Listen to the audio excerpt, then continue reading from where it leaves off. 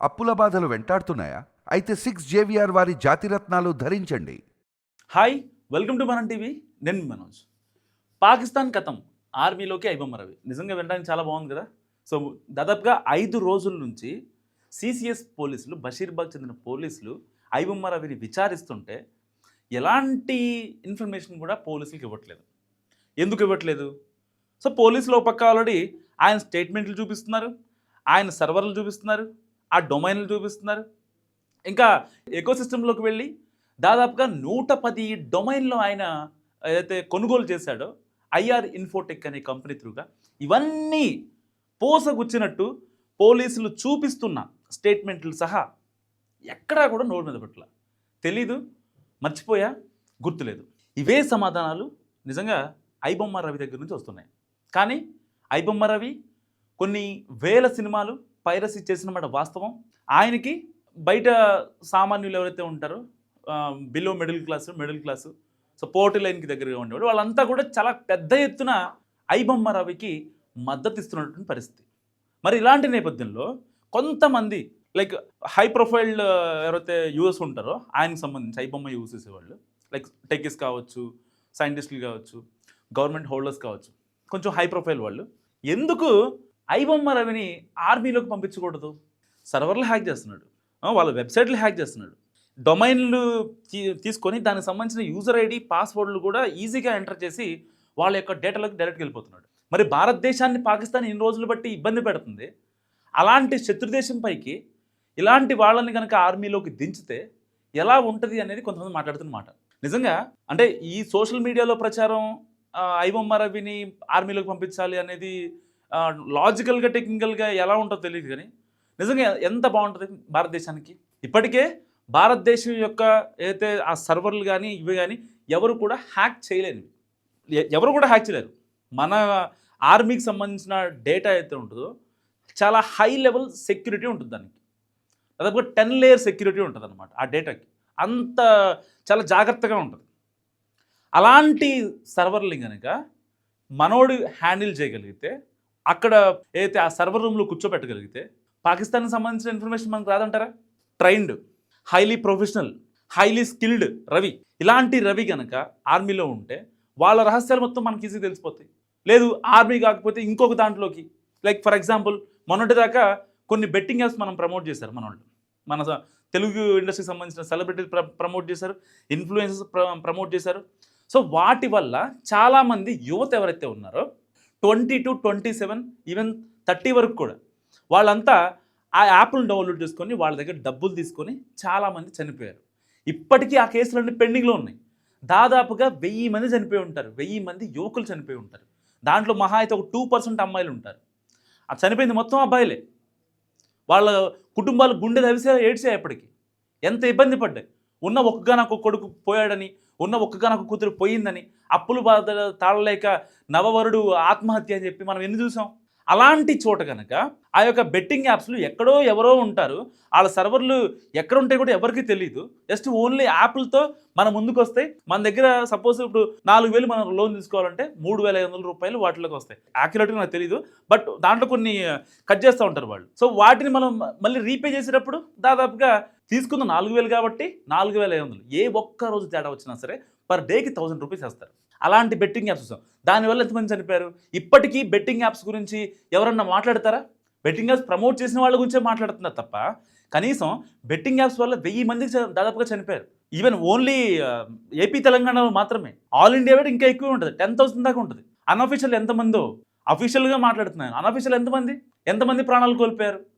వాళ్ళు ఏదైతే ప్రాణాలు కోల్పోయారో, సో ఇప్పుడు ఆ కేసులన్నీ విచారణ కొనసాగుతున్నాయి. సో దానికి సంబంధించిన ఇప్పుడు సపోజ్ 1xWin అనే బెట్టింగ్ యాప్ ఉంది. ఆ 1xWin యాప్ బెట్టింగ్ యాప్ ఎవరిది? ఒక చైనా కంపెనీ వాళ్ళు చెప్పారు.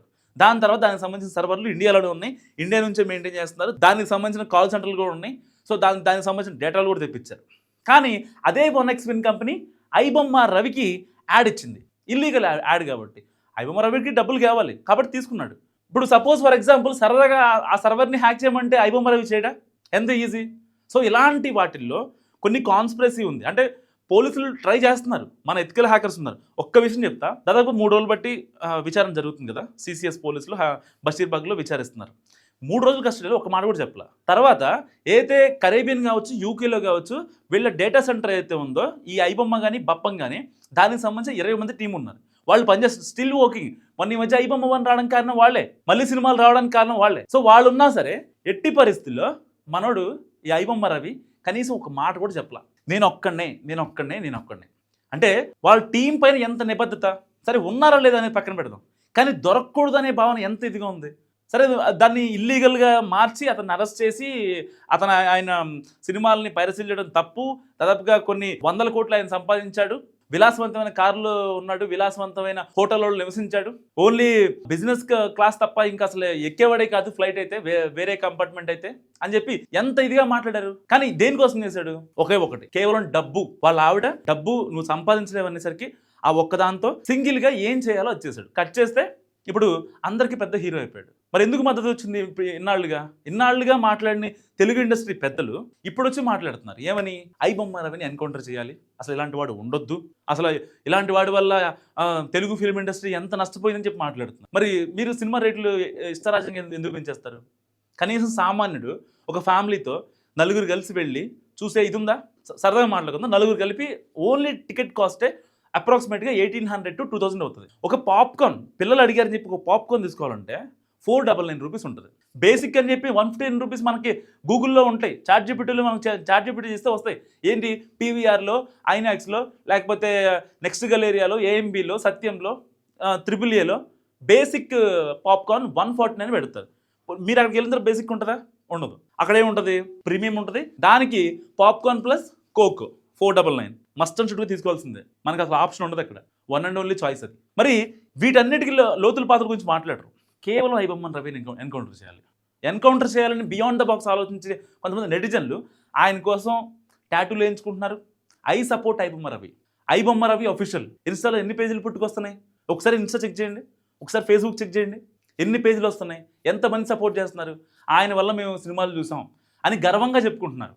ఆయన వల్ల మా ఫ్యామిలీ మొత్తం వీకెండ్లో బయటికి వెళ్ళి 3-4 వేల రూపాయలు వదిలించుకోకుండా ఇంట్లో కూర్చొని మేము సినిమా చూసామని చెప్పి చాలామంది గృహిణులు, చాలామంది యువత, చాలామంది సాఫ్ట్వేర్లు బయటకు వచ్చి మాట్లాడుతున్నారు, కామెంట్ రూపంలో పెడుతున్నారు. అర్థం కావట్లేదు ఆయనకి ఎంత హ్యూజ్ ఫాలోయింగ్ పెరుగుతుందో, ఎంత పెద్ద ఫ్యాన్ ఫాలోయింగ్. నిజంగా అసలు ఎవరైనా ఎక్స్పెక్ట్ చేశారా?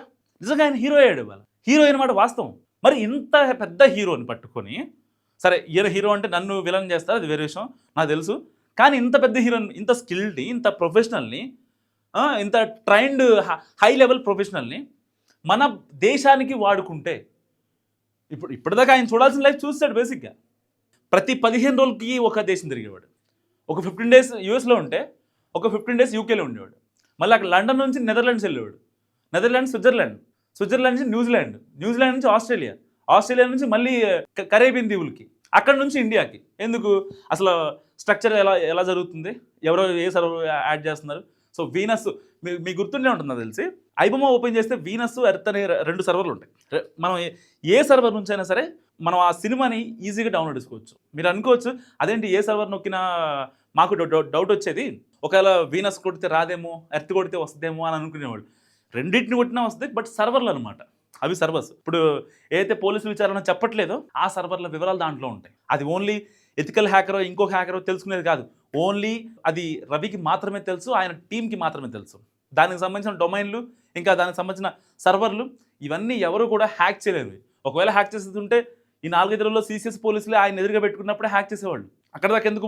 నిన్న ఒక వీడియో రిలీజ్ అయింది, జడ్జి గారు ఎదుట రియల్ టైంలో ఎథికల్ హ్యాకింగ్ చేసుకుంటూ ఒక వీడియో బయటకు వచ్చింది. అంటే ఈయన దగ్గర ఈవెన్ సిసిఎస్ పోలీసులు ఆయన రిమాండ్లో ఉన్న జడ్జి గారులే ఈయన దగ్గర ఆ హ్యాకింగ్ నేర్చుకుంటున్నారు. సరే వాళ్ళకి ఒక రోజు రాదులేండి, అది వేరే విషయం. కానీ ఏదేమైనా అంత హైలీ ట్రైన్డ్ ప్రొఫెషనల్ని ఒక్కసారి మన భారతదేశానికి ఉపయోగించుకుంటే ఎంత బాగుంటుంది?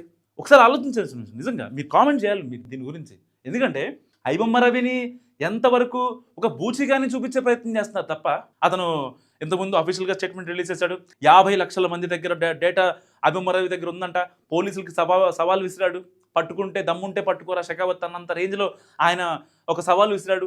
దాని గురించి మేము అంత ఇదిగా పట్టుకొని వెంటనే ఐబొమ్మ రవిని పట్టుకొని మేము మా సత్తా ఏంటో, పోలీసు సత్తా ఏంటో నిరూపించామని చెప్పి సజ్జనార్ గారు తెలుగు సినీ ప్రముఖుల్ని పక్కన పెట్టుకొని మరి ఆయన ప్రెస్ మీట్ పెట్టారు. ఇదంతా ఎందుకు?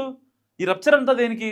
ఓకే, ఆయన పైరసీలు చేశాడు, ఈవెన్ పైరసీలు చేశాడు కాబట్టి డబ్బులు సంపాదించాడు, దానికి సంబంధించిన ఏదైతే ఉన్నాయో ఆయన జనాలు చూస్తే ఆయన డబ్బులు రాలేదు. ఈ వెబ్సైట్ని చాలామంది ఆదరిస్తున్నారు కాబట్టే, దానికంటూ కొన్ని రియల్ టైం రికార్డ్స్ ఉంటాయి కాబట్టే ఈ యొక్క ఇల్లీగల్ బెట్టింగ్ యాప్స్ ఆయనకి యాడ్ ఇచ్చాయి. సో ఆ యాడ్ డబ్బులు ఆయన చాలా జాగ్రత్తగా పెట్టుకున్నాడు. దానికి సంబంధించిన లిక్విడ్ రూపంలో వస్తేనేమో విలాసవంతమైన వాటికి ఉపయోగించుకునేవాడు, లేదా లీగల్గా వస్తేనేమో అకౌంట్లో భద్రపరుచుకునేవాడు. సో తాను సింపుల్గా అండ్ లోన్లీగా ఎలా బతకాలో తెలిసినటువంటి వ్యక్తి ఐబొమ్మ రవి. మరి ఇలాంటి రవికి ఇండైరెక్ట్గా ఇవాళ హీరో శివాజీ కావచ్చు, డైరెక్టర్ ఆర్జీవి కావచ్చు, వీళ్ళందరూ సపోర్ట్ చేస్తున్నారు. ఎందుకు సపోర్ట్ చేస్తున్నారు? పైరసీ కంటెంట్ అనేది ఈవెన్ సినిమా వాళ్ళు కూడా చూస్తారు, దాంట్లో తప్పేముంది అని వాళ్ళందరూ మాట్లాడుతున్న పరిస్థితి. అంటే ఇండైరెక్ట్గా ఏంటి, ఐబొమ్మ రవి ఓకే సర్టిఫైడ్, ఇలా పడుతుంది కదా రాజమౌళి ముద్ర పడుతుంది కదా, అలా అని మాట్లాడుకుంటున్నారు అనమాట. మరి ఇంతమంది ఐబొమ్మ రవి ఓకే అని మాట్లాడుతుంటే ఎందుకు సినిమా వాళ్ళు నానా రాద్ధాంతం చేస్తున్నారు? నిజంగా సినిమా వాళ్ళు ఒకవేళ రాద్ధాంతం చెయ్యాలి అని అనుకుంటే మీ టికెట్ల రేట్లు కదా బయటకు వచ్చేది, వాటి గురించి ఎందుకు ఆలోచించలేకపోతున్నారు మీరు? ఒక్క నిమిషం ఆలోచించండి.